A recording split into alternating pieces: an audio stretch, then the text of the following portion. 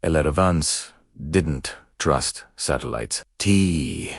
Were call distant observers. To truly know a place to map it before it died, one had to bleed on the briars. She stood on a ridge, overlooking what was left of the Valdivian temperate rainforest. Behind her, the gray line, a scar of asphalt and concrete marking human expansion. Before her, the Emerald Deep, the last unmapped sector of the southern continent. Her contractor's voice echoed in her memory. "You have 3 weeks, Elara. Whatever isn't on paper by then doesn't exist." She wasn't an activist.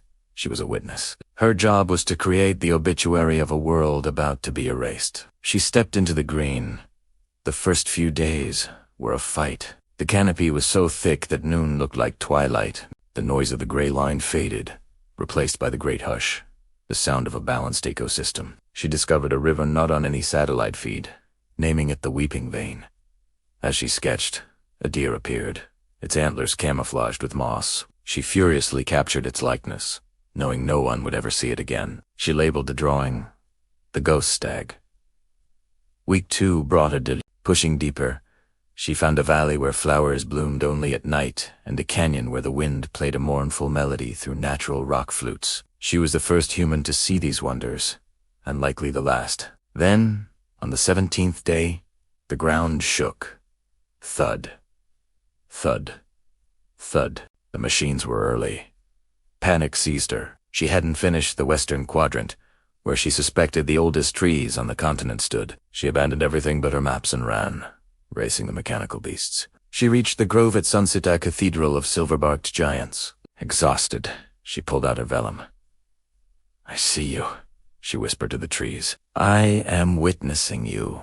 She worked through the night as the roar of engines grew deafening. As a bulldozer broke through the trees, she put the final dot on her map, sealed it in a titanium tube, and placed her hand on a trunk. "I'm sorry," she said. "It's all I can save." 3 months later, in a New York museum, her map lay under glass. "The Hall of Lost Geography," a tour guide explained. "This map is the only record we have of its original topography."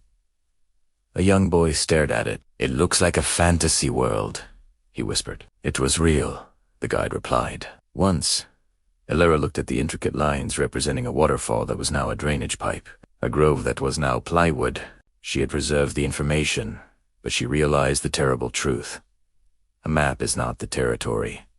A map is a tombstone. The wild was gone, trapped under glass and ink, leaving the world a little quieter, a little flatter, and infinitely more lonely.